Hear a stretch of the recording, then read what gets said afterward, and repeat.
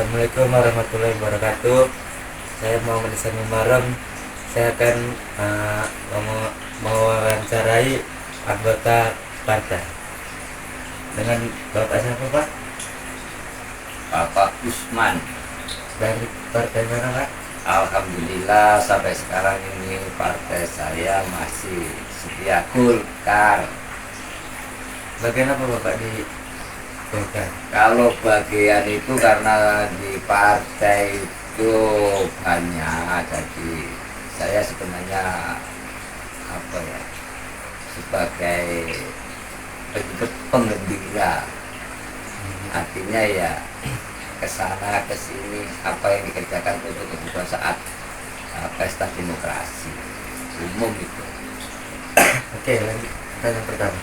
Di mana daerah pemilihan Anda dan suara terbanyak di mana?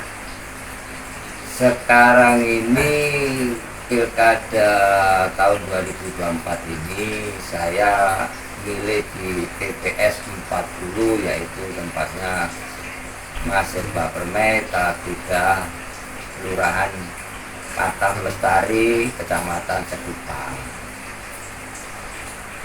Kalau menurut saya hampir rata-rata hak suara yang dipakai itu hampir separuh persen dari DPD yang sudah ada.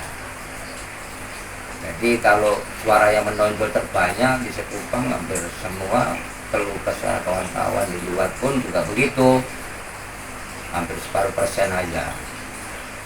Alhamdulillah tidak terjadi sebuah peristiwa yang anarkis, adem-adem ayem, cukup damai lah untuk pilkada tahun ini. Berapa tempat yang menjadi lokasi kampanye?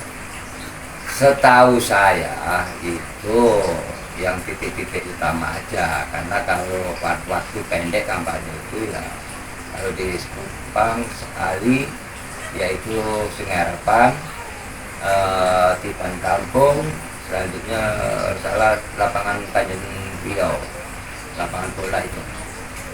Lanjut soal ketiga. Secara garis besar bagaimana strategi komunikasi politik yang dibangun untuk mendapatkan dukungan rakyat? Ya, pada intinya strategis yang dipakai itu pendekatan itu salah satunya ya kebutuhan dari masyarakat itu sendiri. Contoh bagaimana beasiswa untuk anak sekolah supaya dari tingkat SD sampai SMA free, tidak bayar, bahkan macam-macam, bisa juga jadi seragam, macam-mana seragam. Ya memang ada ikon-ikon yang dimana ikon itu kepingin sih membebaskan kemudahan-kemudahan untuk di Batam ini, artinya ya satu mementaskan kasarannya kemiskinan gitu kasarannya. Yang kedua ya namanya janji sebaik-baik mungkin. Nah, jadi adalah kebutuhan masyarakat yang harus disiapkan untuk fasilitas umum. Alhamdulillah hampir semua itu jalan soal pembangunan di Batam ini. Nah, untuk kedepannya mungkin insya Allah lebih bagus lagi. Kebijakan apa yang ditawarkan kepada masyarakat saat itu? Itu tadi saya bilang bahwa kebijakannya bagaimana sekolah itu gratis, bagaimana fasilitas-fasilitas umum itu bisa berkembang dan berfungsi, kemudahan-kemudahan untuk masyarakat, akses-akses dari pengurusan ke pemerintahan, semua biar ada sinergi. Masalah trans, masalah pendidikan, masalah ekonomi, banyak masalah yang harus diperjuangkan untuk masyarakat. Tuh Mas ya, kurang lebihnya segitulah. Apapun ceritanya, ya namanya sebuah janji, insya Allah itu akan dilakukan. Semua kan ada aturan main.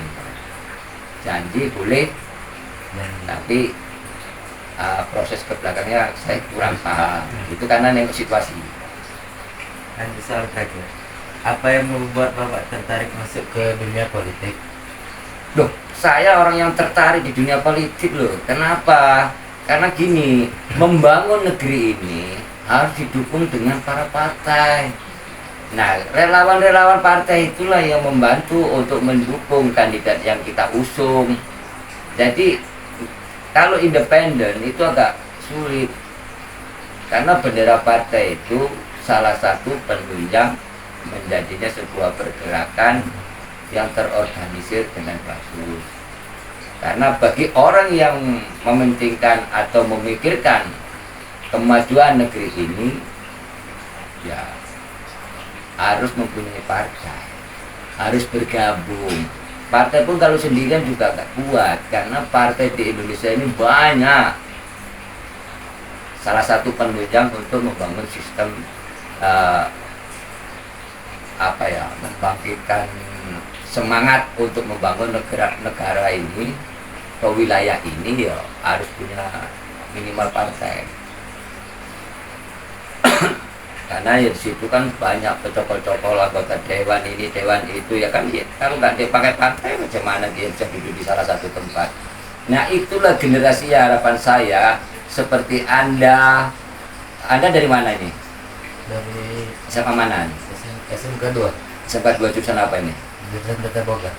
Apalagi Anda jurusan tata boga, bisa Anda kumpulkan para politik itu, Anda goreng seindah-indahnya, tinggal kasih bumbu. Insya Allah nikmat rasanya kita bermain politik itu. Kalau Anda sudah rangkum dengan racikan-racikan Anda, luar biasa itu. Terima kasih sebelumnya karena Bapak sudah mau saya wawancarai dan saya tanya-tanya tentang hal-hal politik. Sedikit politik. Oke, Mas Iksan, terima kasih. Saya pun berharap Mas Iksan ke depannya jadi para pemimpin negeri ini. Siapa tahu dengan racikan-racikan Mas Iksan sebagai orang-orang yang di bidang kuliner, ya semoga itu akan menjadikan sebuah wadah yang lebih bagus atau menjadikan, karena Anda sebagai putra daerah di Batam ini, semoga Anda jadi wali kota. Amin.